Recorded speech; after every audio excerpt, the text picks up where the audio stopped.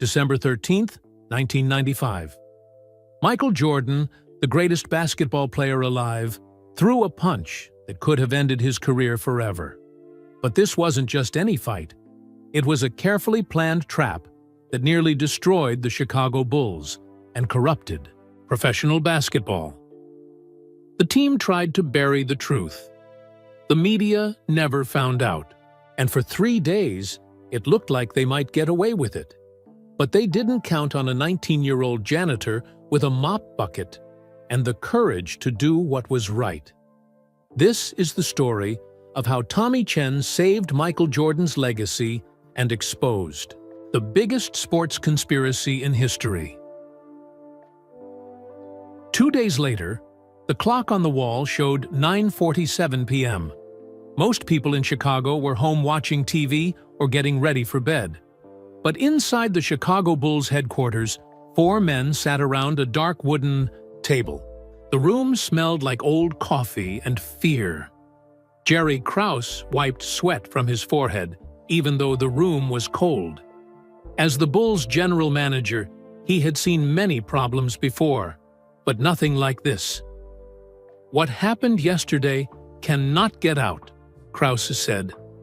His voice shook like a leaf in the wind. "If the press finds out, we lose everything. The championship, the money, everything." Phil Jackson sat across from him. The head coach was famous for staying calm during tough times. Players called him Zen Master because nothing ever seemed to bother him. But tonight, Phil looked worried. His usually peaceful face showed lines of stress. "Michael threw the first punch," Phil said quietly. But Coach Martinez had it coming. He pushed Michael too far. Jerry Reinsdorf, the team owner, drummed his fingers on the table. He wore an expensive suit that cost more than most people made in a month. His tie was loose and crooked. He looked like he hadn't slept in days. The players who saw it, Reinsdorf asked, "Can we trust them to keep quiet?" Steve Kerr was there. So were Dennis Rodman and Scottie Pippen, Phil answered. They're loyal to Michael. But keeping this secret won't be easy. The fourth man at the table was Tex Winter, the assistant coach. He was older than the others and had seen many basketball seasons. His white hair looked messy, like he had been running his hands through it all day. "In 40 years of coaching, I've never seen anything like it," Tex said sadly.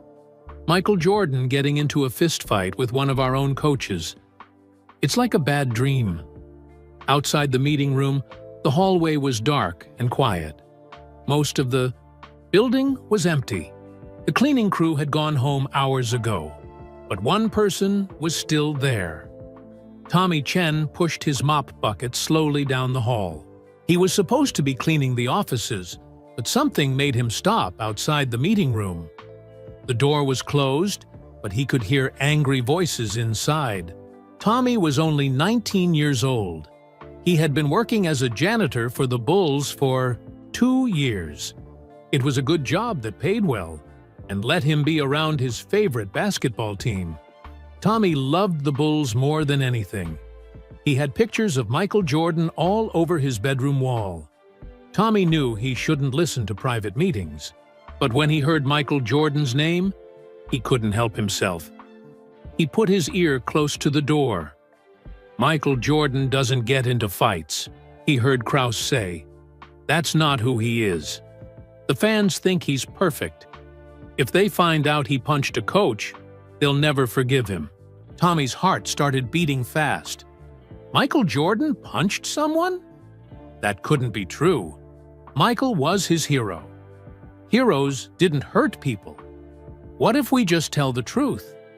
Phil's voice came through the door. "Say it was a disagreement that got out of hand. Things happen in sports." "Absolutely not," Krause replied sharply. "Michael Jordan sells millions of shoes and jerseys. He brings in hundreds of millions of dollars. Perfect players don't punch coaches. If this story gets out, we'll lose everything." Tommy pressed his ear closer to the door. His hands were shaking. "So what do we do?" Reinsdorf asked. "We lie," Kraus said simply. "If anyone asks, practice was normal yesterday." Michael and Roberto had a coaching discussion. Nothing physical happened. We all stick to the same story. "What about Martinez?" Tex asked. "Where is he now?" "He left right after it happened," Phil said. "Drove away without saying a word. We need to find him before he talks to reporters." Tommy heard chairs moving inside the room. The meeting was ending. He quickly grabbed his mop and started cleaning the floor, trying to look normal. The door opened and the four men walked out. They looked tired and worried. Jerry Kraus saw Tommy and stopped. "How long have you been cleaning here?" Kraus asked. Tommy's mouth felt dry. "Just got here, sir. Started at the other end of the hall." Kraus stared at him for a moment, then walked away with the others. After they left, Tommy stood alone in the dark hallway. His mind was spinning with questions. Michael. Jordan had punched a coach named Martinez. The team leaders wanted to cover it up. But why? What really happened? Tommy looked around to make sure no one was watching. Then he quietly walked toward the coach's offices. Maybe he could find some answers there. But as he turned the corner, Tommy saw something that made his blood run cold. Coach Martinez's office light was on, and through the window, Tommy could see Martinez talking on the phone. Martinez was supposed to be gone, but he was still here. And from the look on his face, he was planning something big. Tommy crept closer to Martinez's office window. His heart pounded like a drum in his chest. Through the glass, he could see the assistant coach talking quietly into his phone. Martinez looked around nervously, like he was afraid someone might hear him. "Yes, everything is going according to plan." Martinez whispered into the phone. Jordan took the bait perfectly. "By tomorrow, the whole world will know what really happened." Tommy's hands started shaking. What plan? What bait? He pressed himself against the wall and listened harder. The tape came out crystal clear. Martinez continued, "You can hear every word, every punch. Jordan's going to be finished when this gets out." Tape? Tommy thought. Martinez recorded the fight? Suddenly, Martinez looked toward the window. Tommy ducked down as fast as he could. Had Martinez seen him? Tommy held his breath and waited. After what felt like forever, he heard Martinez's voice again. "I'll meet you at the hotel tomorrow night. Bring the money like we agreed. $50,000, and this tape disappears forever." Tommy's eyes went wide. Martinez was going to sell a recording of Michael Jordan's fight for $50,000.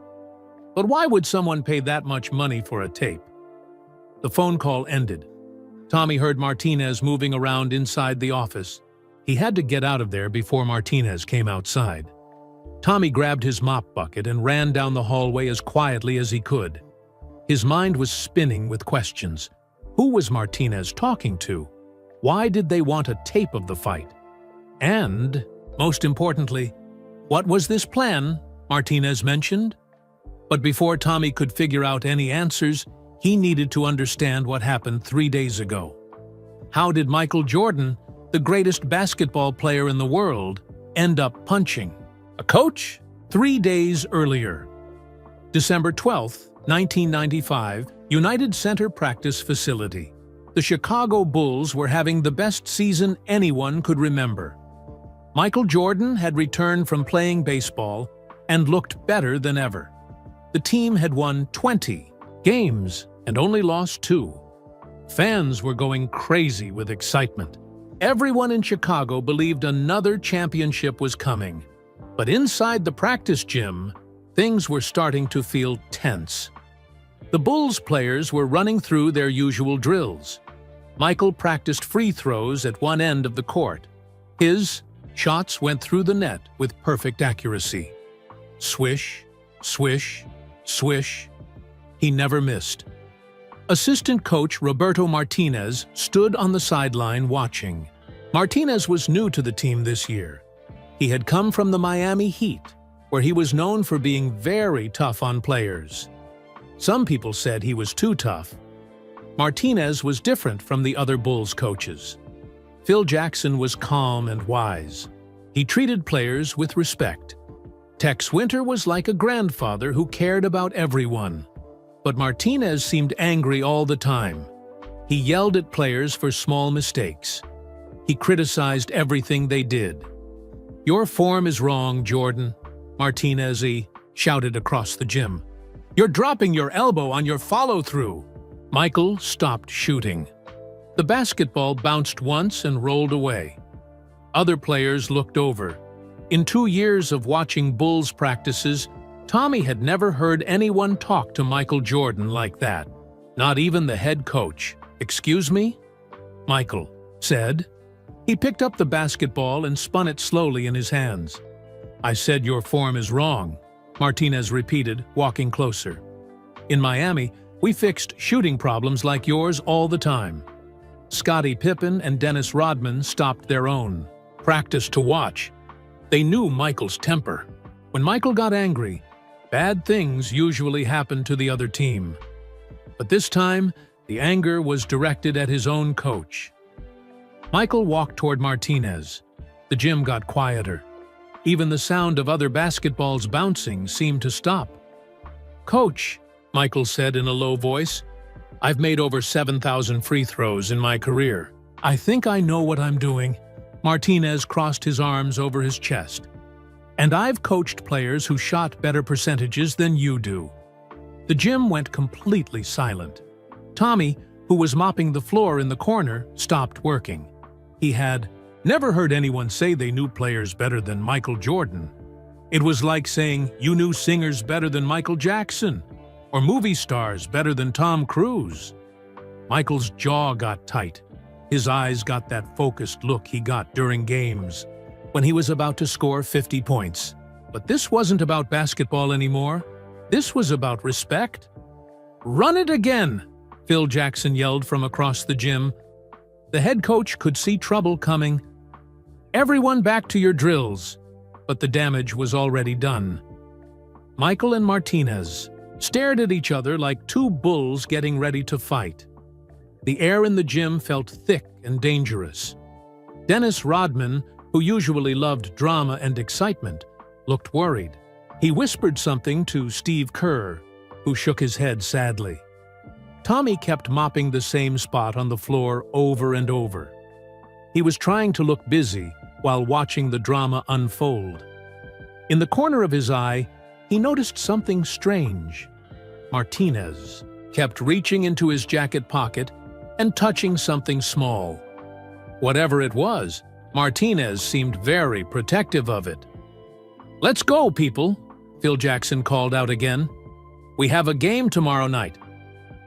Slowly, the players went back to their drills, but the tension didn't go away. It hung in the air like smoke after a fire. Michael made 10 more free throws in a row. Each shot was perfect. But after every basket, he glared at Martinez. Martinez wrote notes on his clipboard and smiled. But it wasn't a friendly smile. It was the kind of smile that meant trouble was coming. Tommy finished mopping and pushed his bucket toward the exit. But as he reached the door, he heard Martinez talking quietly to another assistant coach. "Jordan thinks he's untouchable," Martinez said. "Tomorrow we'll see how tough he really is." Tommy's blood ran cold when he heard Martinez's words. "Tomorrow we'll see how tough he really is." What did that mean? Was Martinez planning to start a fight with Michael Jordan on purpose? Tommy wanted to stay and listen more, but the other assistant coach was walking toward the door.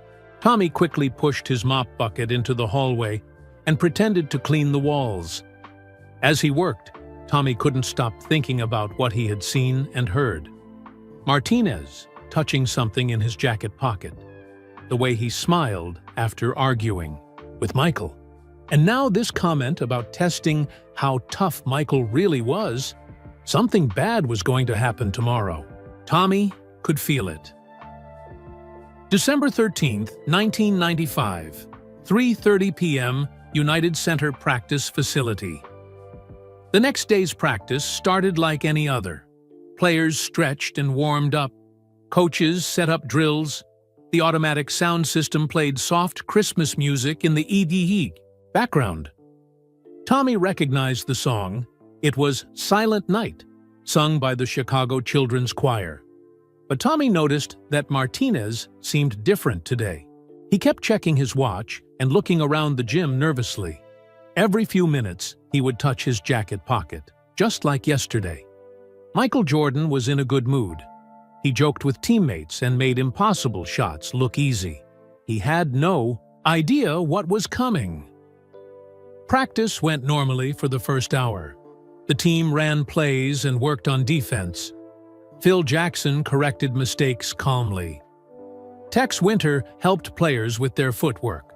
Everything seemed fine, but Tommy could see Martinez getting more and more tense. He paced along the sideline like a tiger in a cage. He was waiting for something. At 3:45 p.m., it happened. Michael missed a jump shot.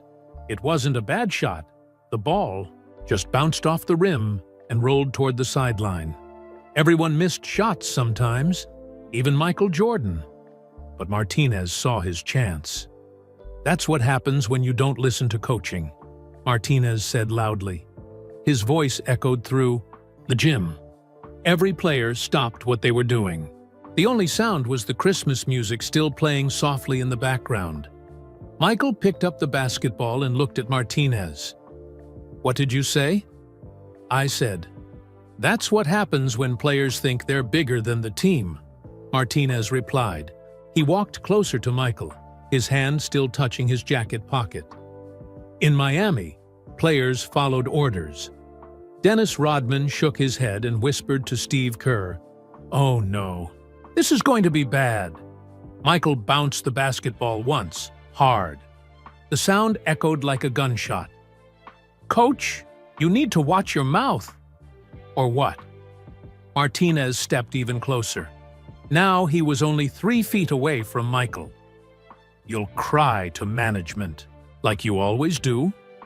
That was the moment everything exploded. Michael dropped the basketball and lunged forward.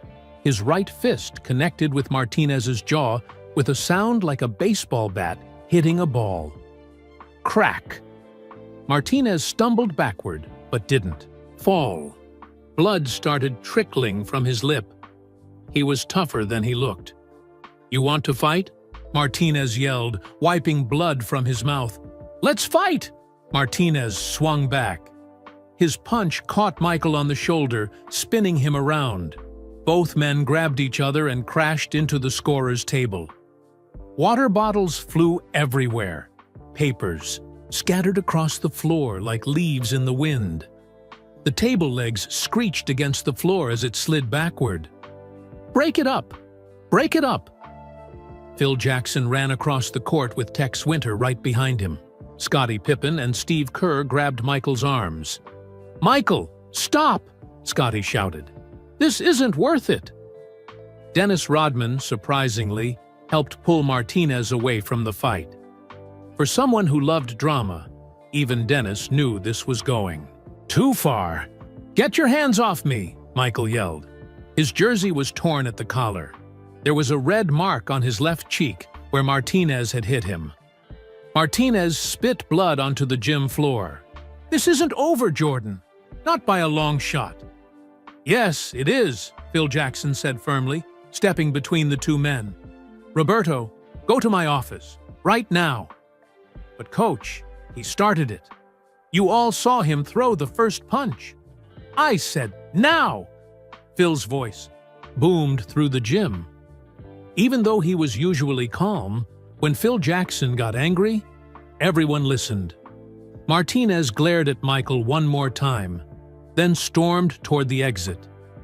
As he walked away, Tommy saw him reach into his jacket pocket and pull out something small and rectangular. Martinez looked at it quickly, smiled, then put it back in his pocket. Tommy's eyes went wide.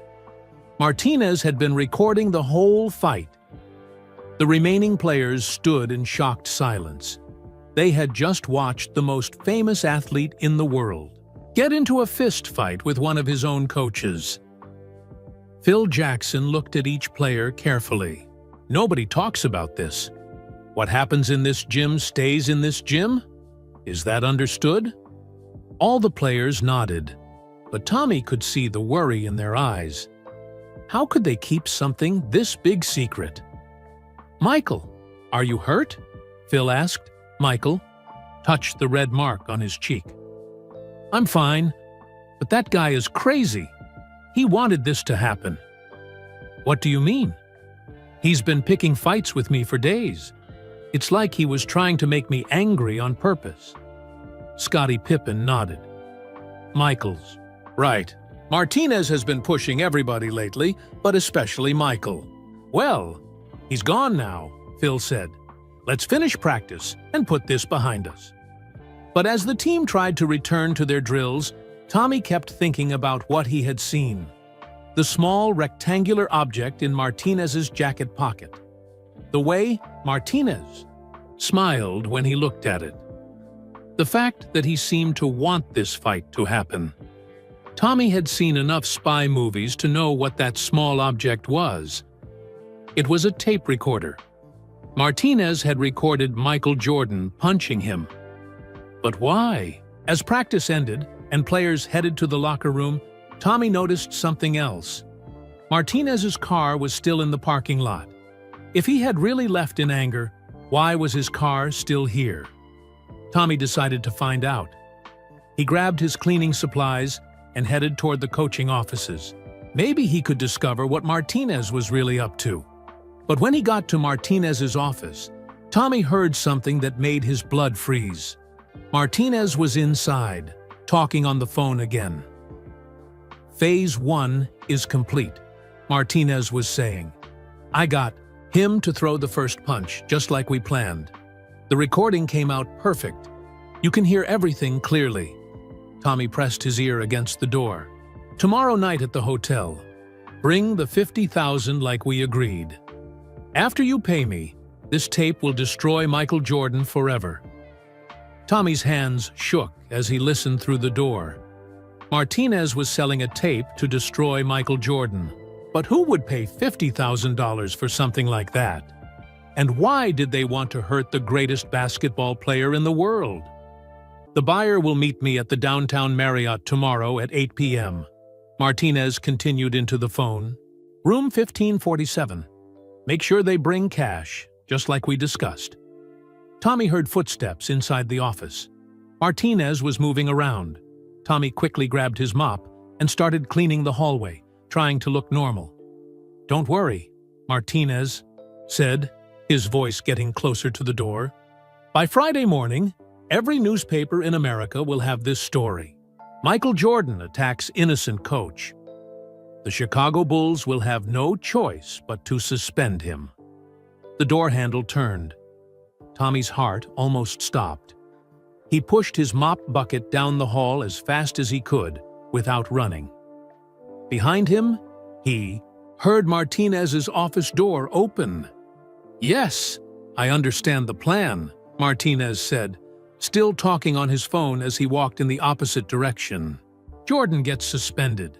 The Bulls fall apart, and we all get rich betting against them." Tommy stopped moving. Betting against them? Now he understood. Someone was paying Martinez to destroy the Bulls so they could win money gambling on basketball games. This wasn't just about hurting Michael Jordan. This was about cheating and stealing. Tommy waited until Martinez's footsteps disappeared down the hallway. Then he ran toward Phil Jackson's office as fast as he could. He had to tell someone what he heard. Phil Jackson would know what to do. Phil Jackson's office, 4:15 p.m. Tommy knocked on Phil Jackson's door so hard his knuckles hurt. "Come in," Phil's voice called out. Tommy burst through the door. Phil Jackson sat behind his desk, looking tired and worried. His office was filled with basketball books and pictures of past championship teams. "Tommy? What's wrong? You look scared." "Coach Jackson, I heard something terrible. It's about Coach Martinez and the fight." Phil leaned forward. "What kind of something?" Tommy told Phil everything. The phone calls, the tape recorder, the $50,000, the plan to destroy the Bulls by making them lose games. Phil's face got darker with every word. By the time Tommy finished talking, Phil looked angrier than Tommy had ever seen him. "You're absolutely sure about this?" Phil asked. "I heard it myself. Martinez recorded the fight on purpose. He's selling the tape to people who want to hurt our team." Phil picked up his phone and dialed a number. "Jerry, we have a big problem. Get to my office right now. Bring Reinsdorf, too." 20 minutes later, Jerry Krause rushed into Phil's office, followed by team owner Jerry Reinsdorf. Both men looked worried and out of breath. "What's the emergency?" Krause asked. "I was in an important meeting with the league office," Phil pointed to Tommy. "Tell them what you told me." Tommy repeated his story about Martinez's phone calls and the secret plan. Krause's face turned white as he listened. "Oh no," Krause whispered. "Oh no, oh no, oh no." "How bad is this?" Reinsdorf asked. "Terrible," Krause said, starting to pace around the small office. "If Martinez has a recording of Michael punching him, we're finished. The league will suspend Michael for at least 10 games, maybe more." "What about the gambling part?" Phil asked. Krause stopped pacing. "That makes it even worse. If people find out that Michael was set up by gamblers, they'll think our whole team is involved in cheating. We could lose our franchise." Reinsdorf sat down heavily in a chair. "How much money are we talking about losing?" "Millions," Krause said. "Maybe hundreds of millions. Michael Jordan brings in more money than any athlete in the world. If fans think he's a violent cheater, nobody will buy tickets or jerseys anymore." Tommy felt sick to his stomach. He had always thought of basketball as fun and exciting. He never realized how much money was involved, or how many people's jobs depended on the team doing well. "What do we do?" Phil asked.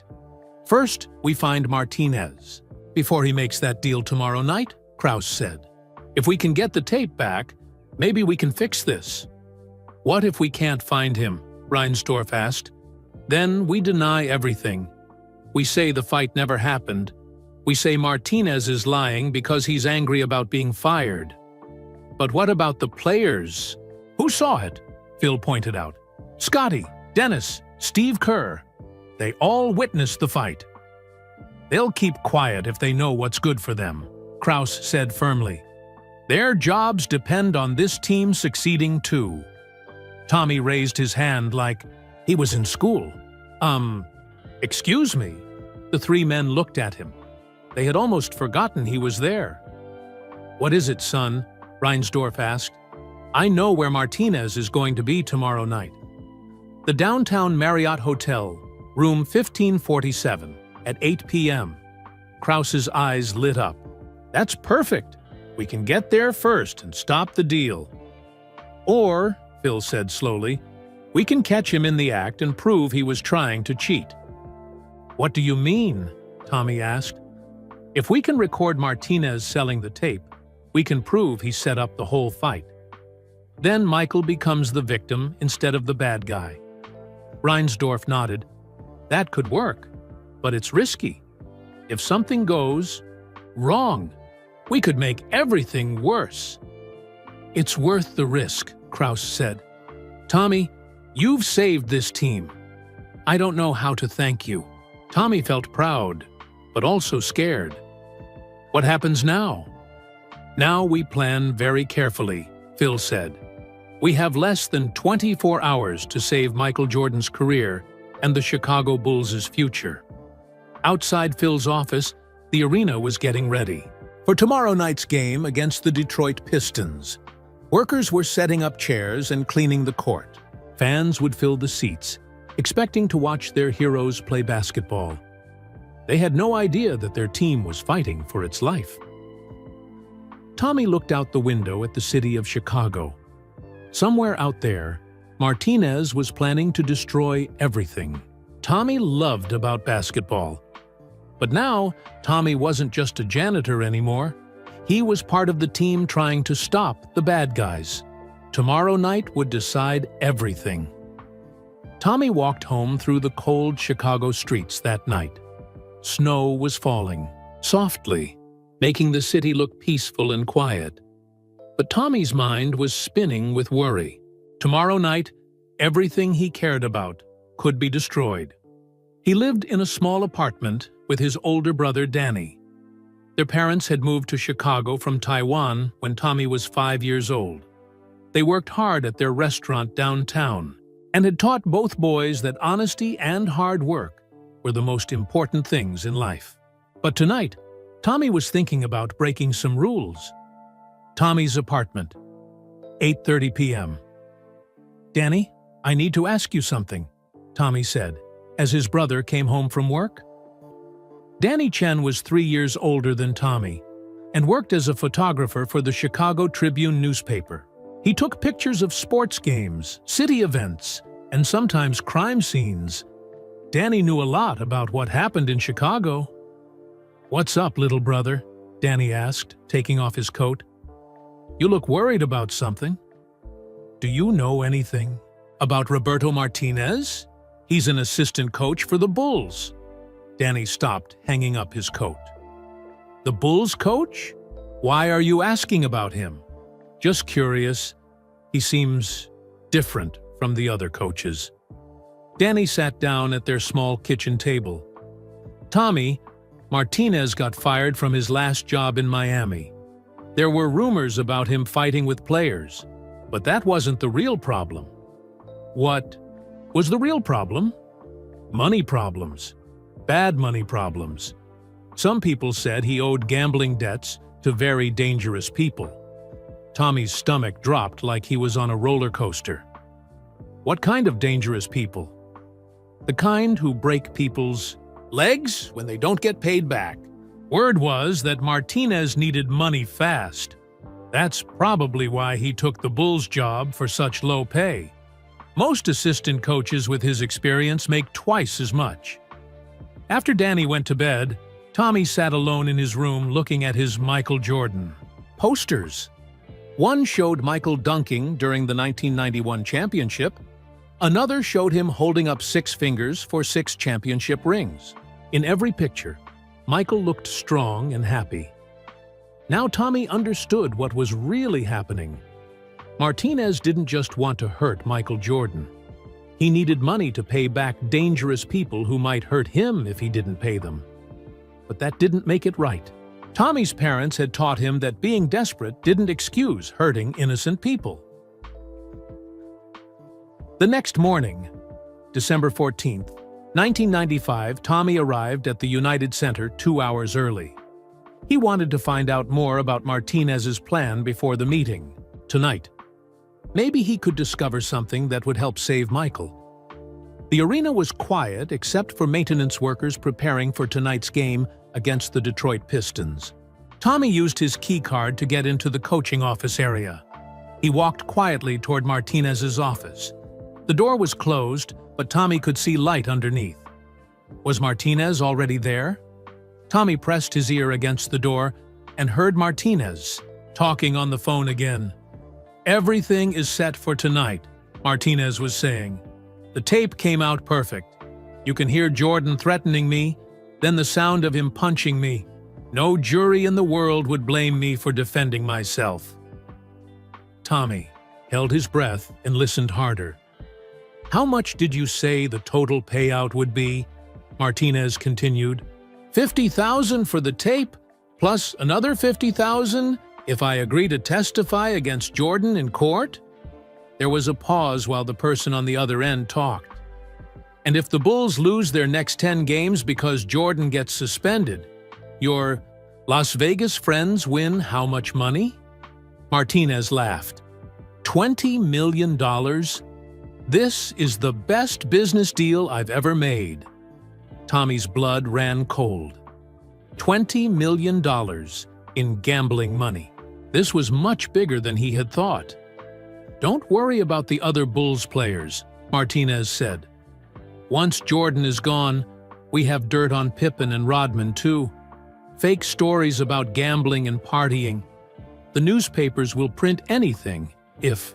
It sounds juicy enough, Tommy almost gasped out loud. They were planning to destroy the whole team with lies. I'll see you tonight at 8 p.m. sharp, Martinez finished. Room 1547 at the downtown Marriott. Bring the money in cash like we agreed. After tonight, the Chicago Bulls will never win another championship. Tommy heard Martinez moving around inside the office. He quickly ran down the hallway and hid in a supply closet. A few minutes later, Martinez came out of his office carrying a small briefcase.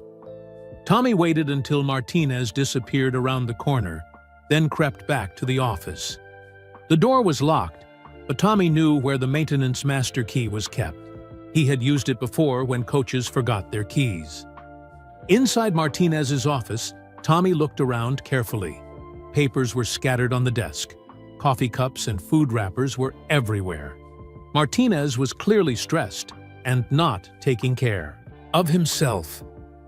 Tommy searched through the desk drawers but didn't find anything useful. Then he noticed something in the trash can. A crumpled piece of paper with a phone number written on it. Tommy smoothed out the paper.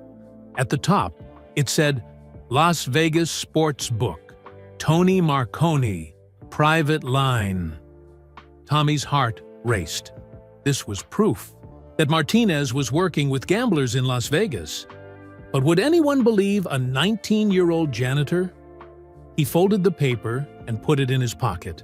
Then he noticed something else, a small tape recorder sitting on Martinez's desk, exactly like the one he had seen Martinez hide during the fight. Tommy picked up the tape recorder and pressed rewind. After a few seconds, he pressed play.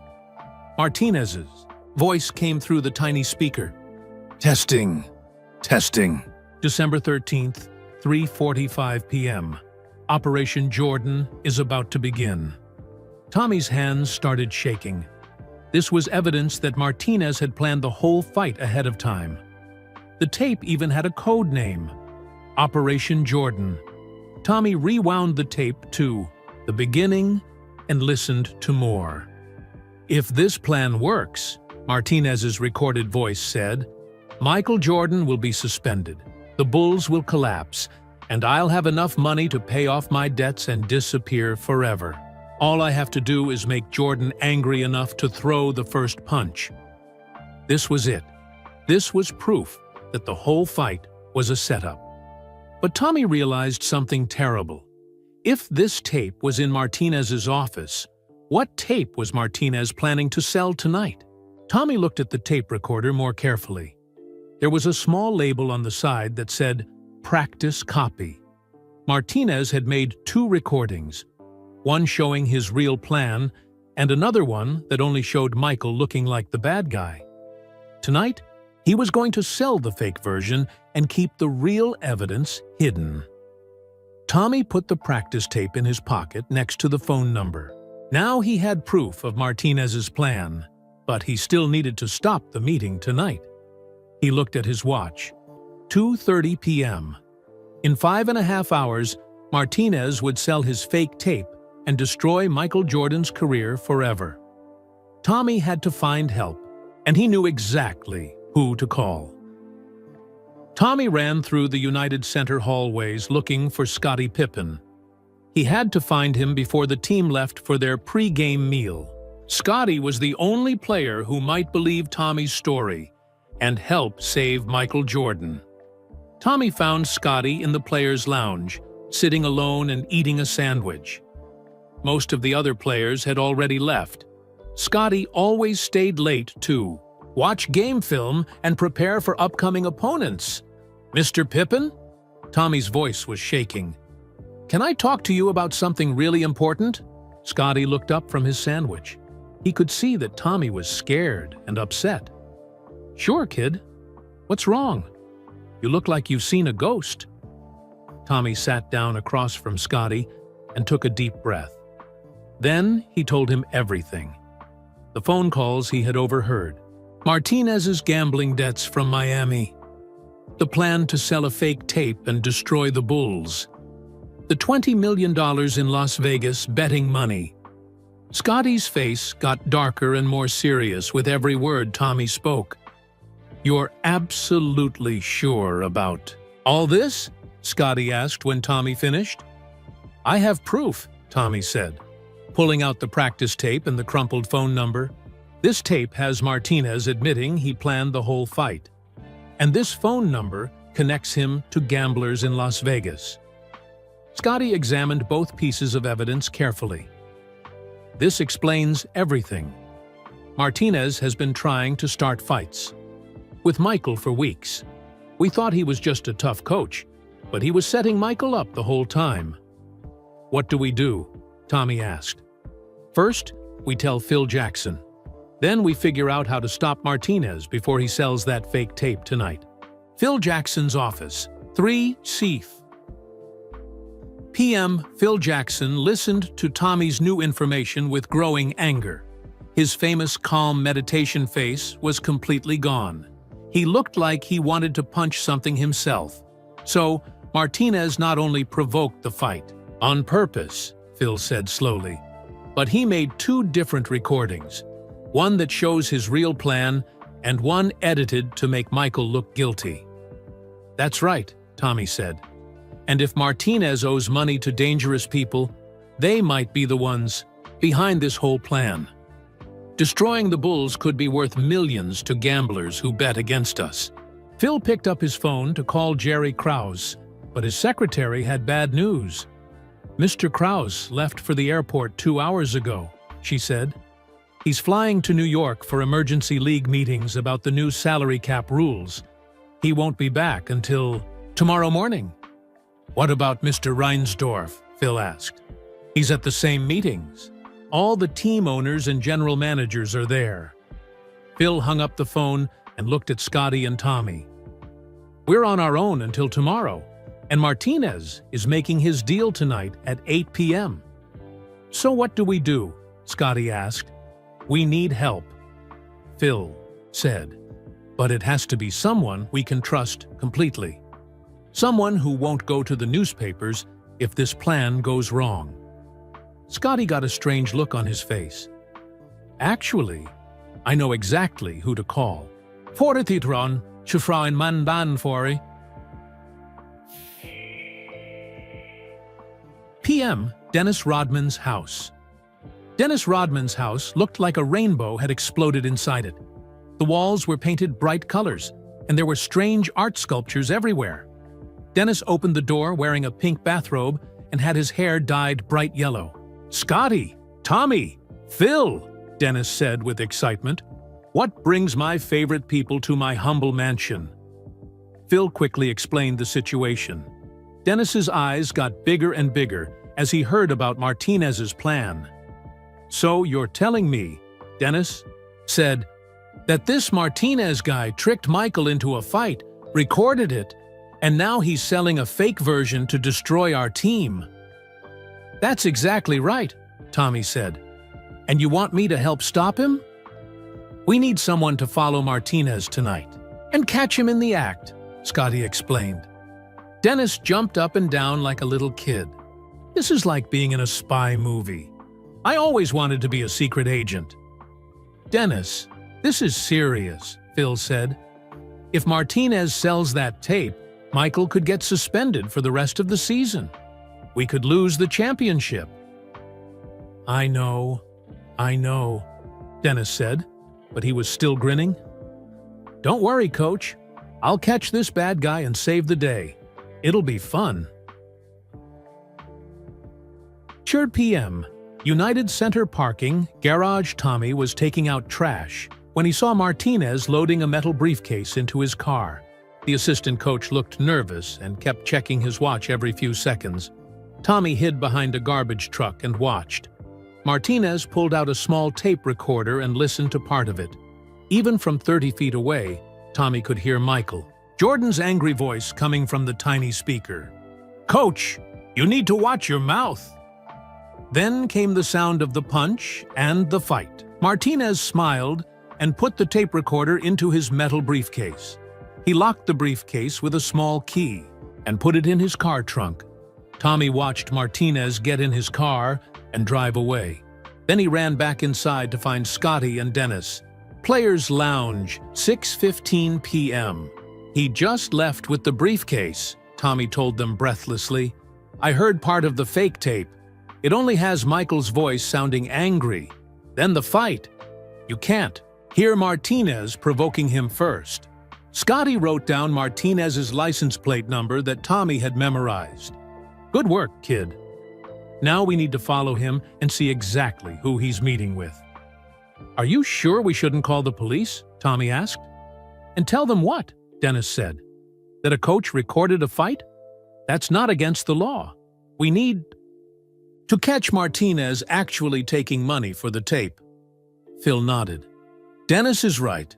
We need proof that this is all about gambling and cheating, not just a coaching disagreement. Plus," Scotty added, "if we call the police now, and we're wrong about something, the story will leak to the newspapers anyway. Michael's reputation will still be ruined." Dennis stood up and put on a long black coat and dark sunglasses. "Don't worry, team. Agent Rodman is on the case." "Where did you get that outfit?" Tommy asked. "I bought it after watching a James Bond movie last week. I figured it might come in handy someday." 7 p.m. Downtown Chicago. Dennis drove his bright red sports car through the city streets, following Martinez's sedan from a safe distance. Scotty sat in the passenger seat trying to stay low, and Tommy hid in the back with a baseball cap pulled down over his eyes. "There he is," Dennis said, pointing ahead. "He's turning into the Marriott Hotel." They watched Martinez park his car and walk into the hotel lobby carrying the metal briefcase. He looked around nervously before going inside. "Now, what?" Tommy asked. "Now we follow him and find out exactly who he's meeting with," Dennis said. "But we have to be sneaky about it." "How do we get into the hotel without being seen?" Scotty asked. Dennis grinned and pulled a fake mustache out of his coat pocket. "Leave that to me. I came prepared for everything." Hotel lobby, 7:30 p.m. 3 unlikely spies walked into the fancy hotel lobby. Dennis wore his fake mustache and thought he looked completely different. Scotty and Tommy tried to hide behind large plants and fake palm trees. They watched Martinez walk to the elevator. The floor indicator showed he was going up to the 15th floor. "How do we find out which room he's going to?" Tommy whispered. "Watch and learn," Dennis said confidently. Dennis walked up to the front desk like he owned the hotel. "Excuse me," Dennis said to the young desk clerk in a fake deep voice. "My business partner Roberto Martinez just went upstairs, but I forgot which room we're supposed to meet in." The desk clerk looked confused for a moment. Then his eyes got wide. "Wait a minute. Aren't you Dennis Rodman from the Chicago Bulls?" No, Dennis said, adjusting his fake mustache. "I'm his cousin, Kenneth Rodman. Totally different person. We just look similar." The desk clerk wasn't fooled, but he was excited to meet a famous basketball player. "Oh, wow. This is so cool. Can I get your autograph?" "Sure," Dennis said. "But first, can you remind me which room Martinez went to? I really need to get to this business meeting." "Room 1547, the desk clerk said eagerly. "He's meeting with some men who checked in this afternoon. They said they were from Las Vegas." Dennis signed a napkin with his fake name and waved Scotty and Tommy over. "Room 1547, he whispered. "And get this, The guys he's meeting are from Las Vegas. Tommy felt his stomach drop. This confirmed everything about the gambling conspiracy. But now they had to figure out how to stop a meeting between Martinez and dangerous criminals without getting hurt themselves. As they walked toward the elevator, Tommy realized something terrible. If these men were from Las Vegas and involved in $20 million worth of illegal gambling, they weren't just cheating. They were probably dangerous enough to hurt anyone who got in their way. Tommy's heart pounded as they rode the elevator to the 15th floor. What if these Las Vegas men were really dangerous criminals? What if they had guns? Tommy had watched enough movies to know that people who gambled with $20 million didn't play around. "Maybe we should call hotel security," Tommy whispered, as the elevator climbed higher. "And tell them what?" Scotty asked quietly. "That we think someone might be doing something bad? We need real proof first." Dennis adjusted his fake mustache in the elevator mirror. "Don't worry, little man. I've been in plenty of fights. If these guys try anything, I'll protect you." "Dennis," Scotty said seriously, "these aren't basketball players. If they're real criminals, fighting won't help us." The elevator stopped at the 15th floor with a soft ding. The hallway was long and quiet, with fancy carpet and dim lighting. Room 1547 was at the very end. They crept down the hallway like characters in a spy movie. Dennis kept trying to walk in a cool, secret agent way, but his bright yellow hair made him easy to spot. When they reached room 1547, they could hear voices inside, but the words weren't clear through the thick hotel door. "How do we get closer without being seen?" Tommy whispered. "Air conditioning vent," Dennis said immediately. "I saw it in a movie once. You crawl through the vents and listen from above." "Absolutely not," Scotty said firmly. "We're not crawling through dirty air vents like some cartoon characters." "Then, how about we just listen at the door?" Tommy suggested. They looked around to make sure no one else was in the hallway, then carefully pressed their ears against the door. The voices became much clearer. "The tape is just the beginning of our plan." A man with a deep, scary voice was saying, "Once Jordan gets suspended, the Bulls will fall apart like a house of cards." "How much money are we talking about?" That was Martinez's voice, sounding nervous and excited. "If Chicago loses their next 10 games, we'll make $20 million from our Las Vegas bets. Your $50,000 is nothing compared to that kind of money." Tommy's eyes went wide. $20 million? That was more money than he could imagine. "What about the other Bulls players?" Martinez asked. "Pippen and Rodman are still good enough to win games without Jordan." "Don't worry about that," the deep voice said with a mean laugh. "We have plans for them too. By the time we're finished, Chicago won't win another game for the rest of the season." Scotty grabbed Tommy's arm. His face was pale with anger and fear. "After Jordan gets suspended for attacking you," the voice continued, "we'll release fake stories about Pippen's supposed gambling problems and Rodman's wild party lifestyle. The league will have to investigate. More suspensions, more chaos." "But those stories aren't true," Martinez said, sounding worried. "They don't have to be true, you fool. They just have to sound believable. Sports reporters will print anything if it sounds juicy enough. Once we plant the stories, the damage will be done." Tommy realized what was happening. These criminals weren't just trying to hurt Michael Jordan. They wanted to destroy the whole team with lies and fake scandals. They were going to ruin the lives of good people just to make money. "Now let's see this famous tape," the deep voice said. Through the door, they heard the sound of Martinez's metal briefcase being opened and a tape recorder being turned on. "Michael," Jordan's voice filled the room. "Coach, you need to watch your mouth." Then Martinez's voice, but it sounded different than what Tommy remembered. "I'm just trying to help you improve your game, Michael."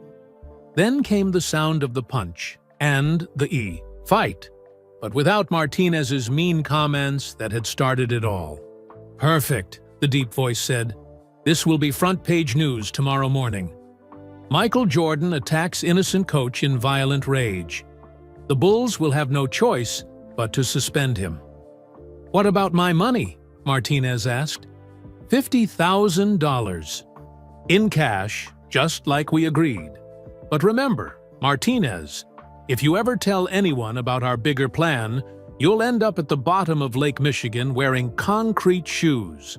Tommy, Scotty, and Dennis looked at each other with horror. These men weren't just cheating gamblers. They were dangerous criminals who made death threats against people who crossed them. "There's more," the scary voice continued. "Once the Bulls' season is destroyed, we're going to use the same plan on other teams. The Lakers, the Knicks, the Rockets. We'll corrupt coaches, create fake scandals, and bet against every team we target." "How many millions are we talking about total?" Martinez asked. "Over the next 5 years, maybe $100 million. This Bulls plan is just our first test. If it works, we'll have the richest gambling operation in the world." Tommy felt sick to his stomach. These criminals weren't just trying to hurt his favorite team. They were planning to destroy all of professional basketball with their lies and cheating. "I want half the money now," Martinez said. $25,000. "I don't trust you guys completely." "Fine. But if you try to double-cross us or keep the tape for yourself, remember what happened to that soccer coach in Miami last year." "What happened to him?" Martinez asked nervously. "Let's just say he won't be coaching anymore. Ever." Even through the door, Tommy could hear Martinez gulp with fear. "Here's your money," the deep voice said. $25,000 now? $25,000. After Jordan gets suspended. And Martinez? Enjoy spending it while you can. Men in our business don't usually live long enough to retire rich. 10 p.m. Hotel stairwell. The three of them ran down the stairs as quietly as possible, taking them 2 at a time. "We have to stop this," Scotty said, as they reached the 10th floor. "But how? We can't go to the police without more proof. And we can't get more proof without breaking into that hotel room." "What if we could get the real tape back?" Tommy asked, breathing hard from running down the stairs. "The one that shows—" Martinez planned everything. Without any recording, Martinez has no proof the fight ever happened. "How do we get it?" Scotty asked. "Those men look like they could break us in half without trying." Dennis stopped running and got a huge smile on his face. "Actually, I have an idea. But it's going to require all of us to do something really, really crazy." "How crazy are we talking about?" Tommy asked, afraid of the answer. "Well," Dennis said, "remember how that desk clerk recognized me downstairs? What if we use my fame to cause a distraction?" Tommy and Scotty looked at each other. They could tell Dennis had a plan that was either brilliant or completely insane, maybe both. Hotel stairwell, 8:20 p.m. Dennis sat down on the stairs and pulled off his fake mustache. "Okay, here's my plan. What if I go back to the front desk and tell them I'm Dennis Rodman from the Chicago Bulls? I'll say there are dangerous criminals in room 1547 who are trying to hurt my team. But will hotel security believe you?" Tommy asked. "Kid, I'm Dennis Rodman. I'm famous for being crazy, but I'm also famous for being honest about basketball stuff. If I tell them my team is in danger, they'll listen." Scotty nodded slowly. "That could work. But what if those criminals escape while security is coming up?" "That's where you guys come in," Dennis said with a grin. "While I'm distracting everyone downstairs, you two sneak back up and listen at the door. If they try to leave, you follow them and see where they go. Tommy felt scared but excited. What if they catch us? Then you run like your life depends. On it, Dennis said seriously. These guys aren't playing games. Suddenly, Tommy remembered something important. He reached into his pocket and pulled out the practice tape he had found in Martinez's office. Wait, Tommy said. I just thought of something. This tape has Martinez admitting he planned the whole fight. What if we could play this for hotel security? Then they'd know for sure that crimes are being committed. Scotty's eyes lit up. That's brilliant. If security hears Martinez confessing to a setup, they'll have to take action. But how do we play it? Dennis asked. We need a tape player. Tommy smiled. The hotel lobby has a sound system for background music. I noticed it when we came in. If we can get to the control room, we could play Martinez's confession over the whole hotel's speaker system. That's either the smartest plan ever or the craziest, Scotty said. Why not both? Dennis laughed. Let's do it. Hotel lobby, 8:30 p.m. Dennis walked up to the front desk again, but this time he wasn't trying to hide who he was. He took off his sunglasses and stood up straight. Hi, he said to the same desk clerk from before. I'm actually Dennis Rodman from the Chicago Bulls. I need your help with something really serious. The desk clerk got excited again. I knew it was you. What can I do? There are some men in room 1547 who are planning to hurt my basketball team. They're criminals from Las Vegas who are trying to destroy the Chicago Bulls with lies and fake evidence. The desk clerk looked confused. Are you sure? Should I call the police? Not yet, Dennis said. First, I need you to help my friends get to your sound system control room. We have evidence that proves these men are criminals, but we need to play it so everyone can hear. While Dennis talked to the desk clerk, Tommy and Scotty snuck behind the front desk toward a door marked Staff Only. This should lead to the control room, Tommy whispered. They found the hotel's sound system in a small room filled with electronic equipment. Tommy had helped install similar systems at the United Center, so he knew what to do. Here's the main microphone input, Tommy said, connecting his small tape player to the system. When I press this button, Martinez's voice will play through every speaker in the hotel. Are you sure about this? Scotty asked. Once we play that tape, there's no going back. Tommy thought about Michael Jordan and all the Bulls players who would be hurt by Martinez's lies. He thought about the other NBA teams that these criminals planned to destroy. He thought about his parents, who had taught him to always do the right thing, even when it was scary. I'm sure, Tommy said, and pressed the button. Throughout the hotel, 8:35 p.m. Martinez's voice suddenly echoed through every hallway, room, and lobby in the entire hotel. Testing.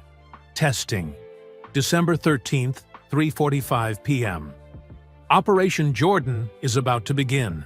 People in the lobby stopped talking and looked around in confusion. Where was that voice coming from? If this plan works, Michael Jordan will be suspended. The Bulls will collapse, and I'll have enough money to pay off my debts and disappear forever. All I have to do is make Jordan angry enough to throw the first punch. Now, everyone in the hotel was listening. Guests came out of their rooms to see what was happening. This recording will show Jordan attacking an innocent coach. But what it won't show is how I plan to provoke him first. I'll insult him, challenge him, and push him until he snaps. Then I'll edit the tape to make myself look like the victim. Chatun to you. The 15th floor, Tommy could hear shouting and running footsteps. The criminals had figured out what was happening. The Las Vegas contacts have promised me $50,000 for this tape, plus more money if Jordan gets suspended for the whole season. They're betting $20 million against the Bulls. This is the biggest sports gambling scheme in history. Hotel security guards were running toward the elevators. The desk clerk was calling the police, and Dennis was standing in the lobby with a huge smile on his face. My partner Tony Marconi from Las Vegas Sportsbook has connections with dangerous people. If anyone discovers our plan, he says they'll end up at the bottom of Lake Michigan. But the money is too good to pass up. After we destroy the Bulls, we'll move on to other teams, the Lakers, the Knicks, the Rockets. We'll corrupt coaches and create fake scandals until we control all of professional basketball. The tape ended, and the hotel fell silent for a moment. Then chaos erupted. Police sirens wailed outside. Hotel security was running up the stairs. And somewhere on the 15th floor, 3 very angry criminals were probably trying to escape with their fake tape and $50,000. Tommy looked at Scotty. "Summer team, scientifique. Do you think it worked?" "I think you just saved the Chicago Bulls," Scotty said with a proud smile.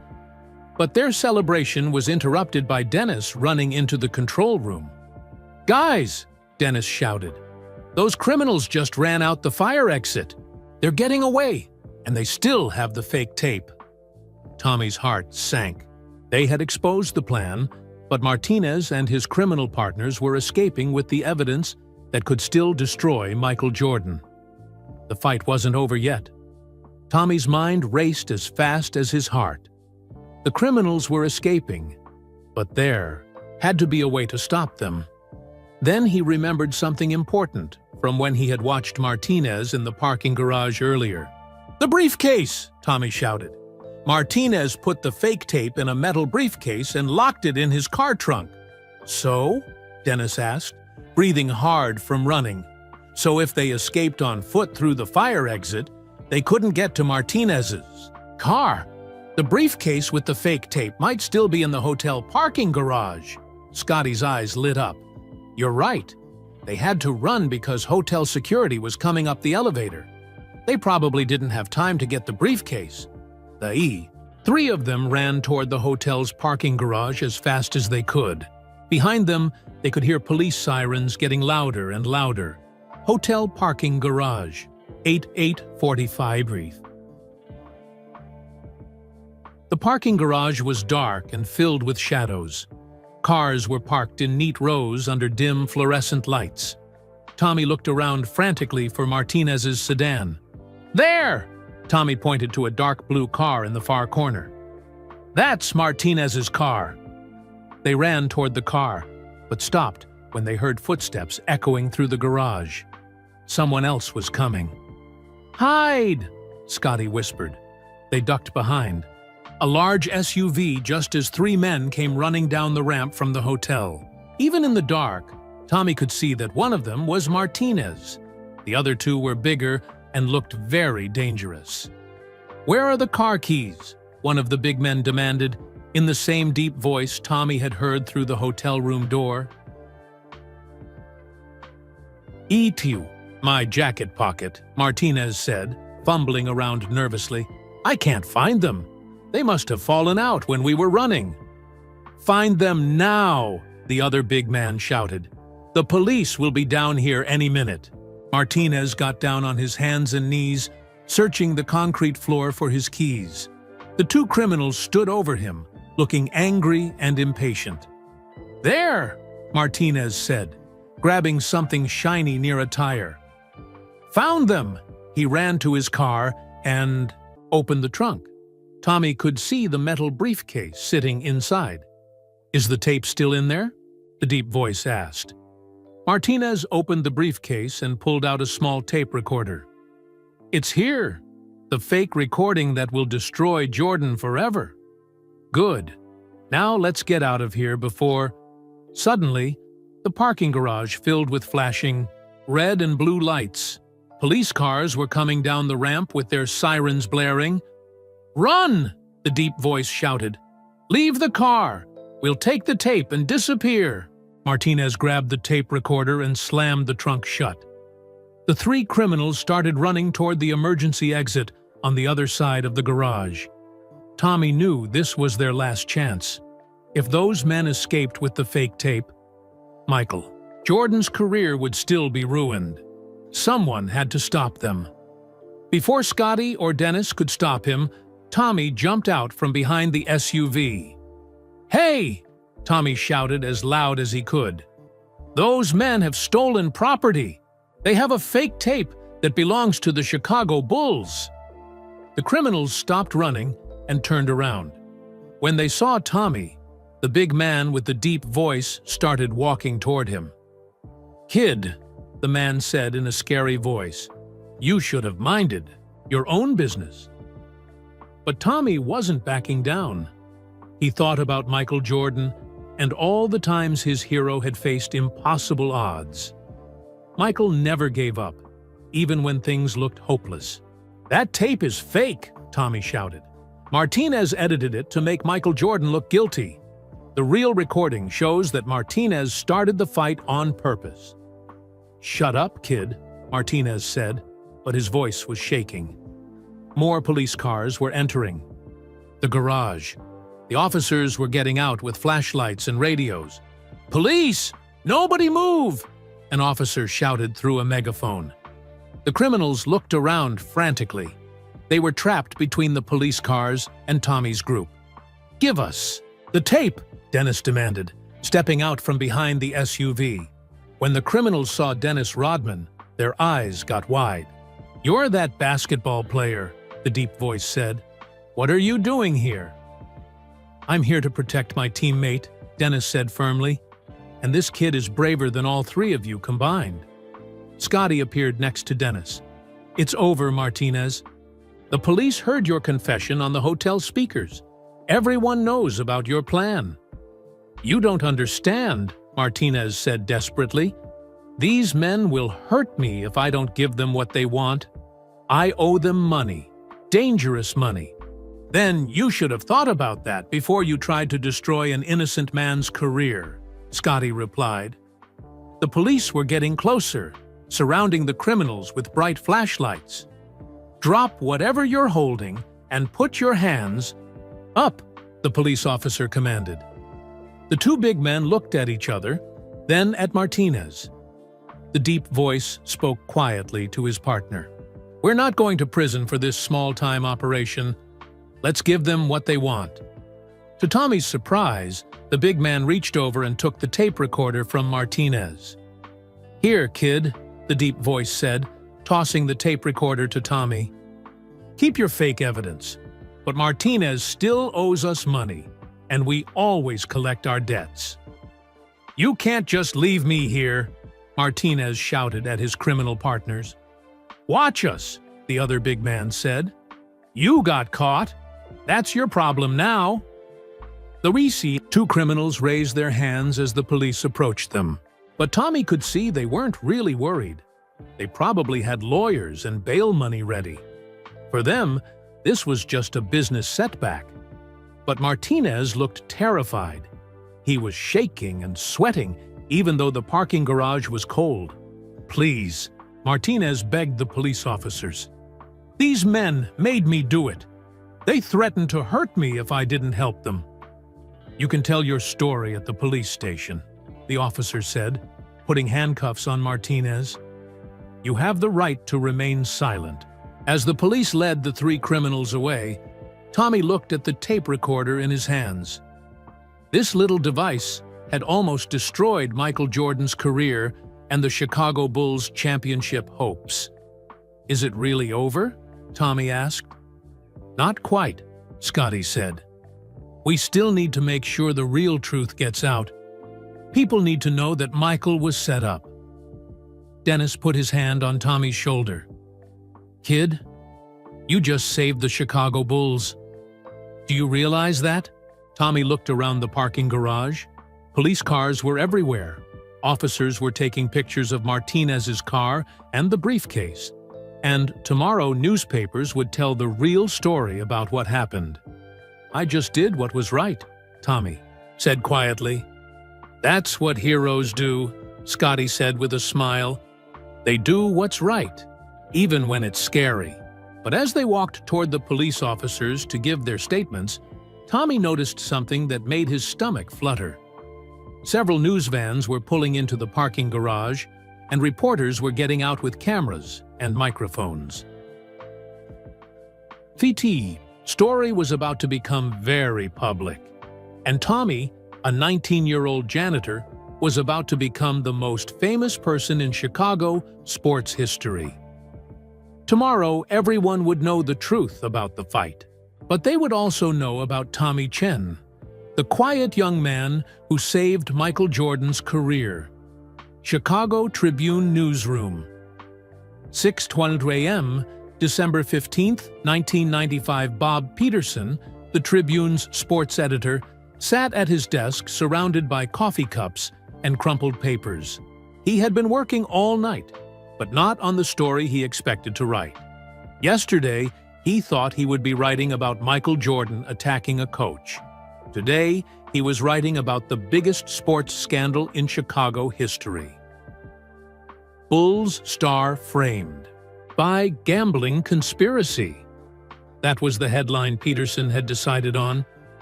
But even he couldn't believe how crazy the real story was.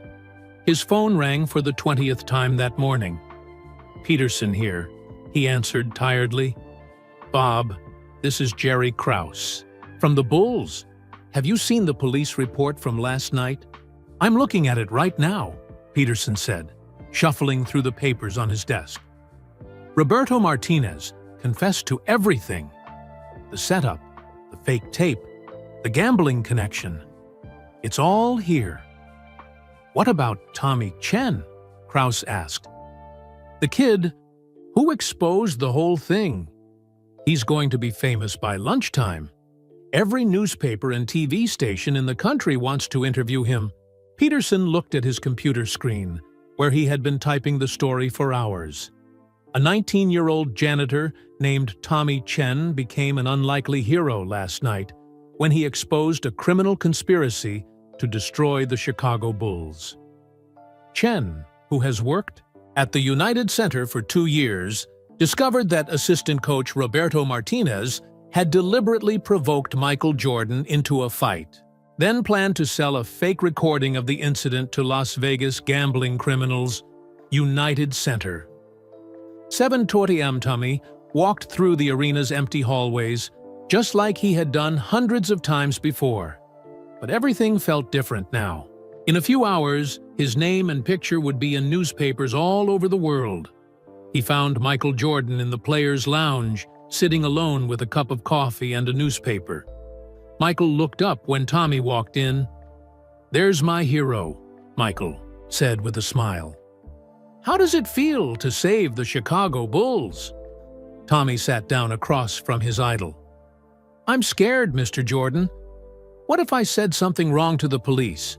What if people don't believe the story?" Michael folded the newspaper and looked at Tommy seriously. "Kid, you did something that took more courage than anything I've ever done on a basketball court. You saw something wrong and you fixed it, even though it was dangerous. But you're Michael Jordan. You're not afraid of anything." Michael laughed. "Tommy, I get scared all the time. Before big games, before important shots, before talking to reporters. The difference is that you don't let fear stop you from doing the right thing." "What happens now?" Tommy asked. "Now you become famous for all the right reasons, and I get to keep playing basketball instead of sitting in courtrooms and league meetings." Phil Jackson walked into the lounge, followed by Scottie Pippen and Dennis Rodman. They all looked tired but happy. "Tommy," Phil said, "I just got off the phone with the NBA league office. Because of your evidence, they're opening investigations into gambling corruption in professional sports. You might have saved more than just our team." Dennis flopped down in a chair dramatically. "Man, that was the most fun I've had all season. We should become professional detectives." "Let's stick to basketball," Scottie said with a laugh. "But Tommy, the whole team wants to thank you. What you did was incredible." Chicago Police Station. 9:00 a.m. Detective Maria Santos looked through the one-way mirror at Roberto Martinez sitting in the interrogation room. The former assistant coach looked small and defeated. "He's been talking for 3 hours straight," Detective Santos told Tommy and his brother Danny, who had come to provide moral support. "Martinez gave us names, phone numbers, bank account, information. This gambling ring is much bigger than we thought." "What will happen to him?" Tommy asked. "He'll probably get 5 to 10 years in prison for fraud and conspiracy. The 2 men from Las Vegas will get much longer sentences. They've been running illegal gambling operations for years." Danny Chen took pictures of his younger brother talking to the detective. "I'm so proud of you, Tommy. Mom and Dad are going to flip when they see the newspapers." "Are they angry?" Tommy asked nervously. "Are you kidding? They're the proudest parents in Chicago. Their son saved Michael Jordan." United Center, 12:00 p.m. The Bulls held an emergency press conference in the main arena. Hundreds of reporters and TV cameras filled the court. Tommy had never seen so many people in one place. Jerry Krause stood at a podium with microphones pointed at him from every direction. "Ladies and gentlemen," Krause began, "yesterday we learned that our team was the target of a criminal conspiracy designed to destroy our season and defraud the NBA. Thanks to the courage of one young man, this plot was exposed before any permanent damage was done." The crowd of reporters started shouting questions all at once. "Where is Michael Jordan? Will Martinez face criminal charges? How much money was involved in the gambling scheme? What about the fight? Did it really happen?" Krause raised his EQ, hand for quiet. "Michael Jordan will speak for himself in a moment. But first, I want you to meet the person who saved our franchise." Tommy walked out from behind a curtain, wearing his nicest clothes and looking terrified. The camera flashes were so bright, he could barely see. "This is Tommy Chen," Krause said. "For 2 years, Tommy has worked as a maintenance employee here at the United Center. Yesterday, his observational skills and moral courage prevented a major crime against professional sports." A reporter shouted, "Tommy, how did you know Martinez was lying?" Tommy stepped up to the microphones. His voice shook, at first, but got stronger as he talked. "I saw Coach Martinez acting strange during practice. He kept touching something in his pocket, and he seemed to want to make Mr. Jordan angry. When I heard him making secret phone calls about selling a tape, I knew something was wrong." "What made you decide to get involved?"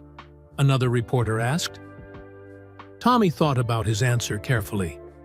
"Michael Jordan has been my hero since I was little. But more than that, lying and cheating is wrong.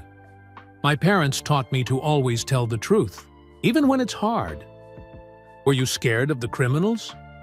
"Yes," Tommy said honestly. "I was very scared. But Scottie Pippen and Dennis Rodman helped me be brave. And I knew that if I didn't do something, innocent people would get hurt." Michael Jordan walked out onto the court, and the crowd of reporters went crazy. He put his arm around Tommy's shoulders. "I want everyone to understand something," Michael said into the microphones. "This young man saved my career, but he also saved something bigger. He saved the idea that sports should be honest and fair." "Michael, how do you feel about the fight?" a reporter asked. "I'm not proud that I threw a punch, but I was set up by a man who was supposed to be helping our team. Martinez knew exactly what buttons to push to make me angry. The real tape shows him insulting me and my teammates until I lost my temper." "Will you be suspended?" The NBA has reviewed all the evidence, including Martinez's confession. They've decided that I was the victim of a criminal scheme, not the aggressor. There will be no suspension. The crowd of reporters cheered. Tommy couldn't believe he was standing next to Michael Jordan while the whole world watched. "Tommy, a reporter called out. "What do you want to do now? Will you keep working as a janitor?" Tommy looked at all the cameras and microphones pointed at him. 6 months ago, he was just a quiet kid who cleaned floors and dreamed about meeting his heroes. Now he was standing next to Michael Jordan as hundreds of people hung on his every word. "I like my job," Tommy said simply. "The Bulls are my family. I want to keep working here and maybe go to college someday to study sports management. I want to help make sure things like this never happen again." Michael Jordan smiled and whispered something in Tommy's ear that made him grin. "What did Michael say to you?" a reporter shouted. Tommy looked at the microphones, then at Michael, who nodded encouragingly.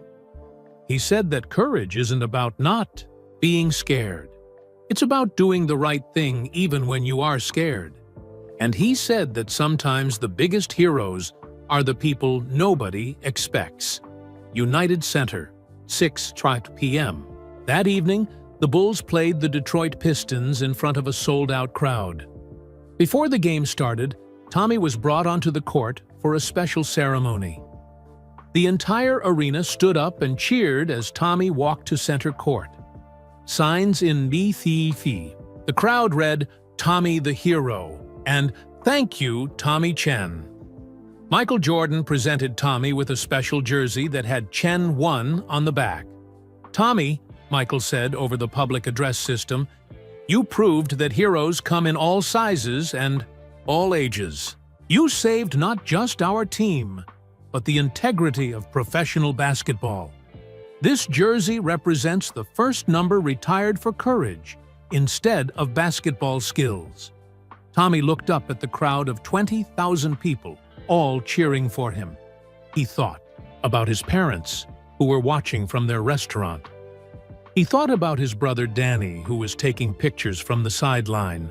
He thought about all the Bulls players who had become his friends. But most of all, he thought about what his mother had always told him. Do the right thing, and good things will follow. As Tommy waved to the crowd, he realized something important. He wasn't famous because he was special or talented. He was famous because he saw something wrong and decided to fix it. And that was something anyone could do. 3 months later, March 1996, the Chicago Bulls went on to win the NBA championship that year, finishing with a record of 72 wins and 10 losses. The best season in basketball history. Tommy Chen became the most famous janitor in America. He received thousands of letters from kids telling him he was their hero. Several colleges offered him scholarships to study sports management. Roberto Martinez was sentenced to 8 years in prison. The 2 Las Vegas criminals received 15 years each. The FBI discovered their gambling ring had been operating in 6 different sports leagues. Michael Jordan finished the season as MVP and led the Bulls to the championship.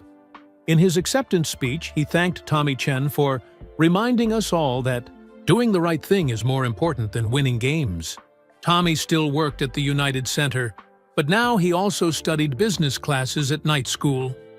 The Bulls organization created a new position for him, Special Assistant for Team Integrity. His job was to watch for anything suspicious that might hurt the team or the sport. On quiet nights, Tommy would walk through the empty arena and remember that cold December evening when he overheard a phone call that changed everything. He learned that being a hero wasn't about being the strongest or the fastest or the most talented. Being a hero was about being brave enough to stand up for what was right, even when you were just a 19-year-old kid with a mop bucket and a big heart. And sometimes, that was enough to save the world. We'd love to know where you're listening from. Drop a comment below and tell us your city or country. It's amazing to connect with viewers from all around the world who love inspiring stories like this one. If this story moved you or taught you something about courage and doing the right thing, please hit that like button. It really helps us reach more people with these meaningful tales. And don't forget to subscribe to our channel for many more interesting and inspiring stories that celebrate everyday heroes and the power of standing up for what's right. Most importantly, share this video with your friends and family. Stories like Tommy's remind us that anyone can make a difference. And by spreading these tales of courage and kindness, we help create a more aware and compassionate world. Thank you for listening. And remember, sometimes the biggest heroes are the people nobody expects.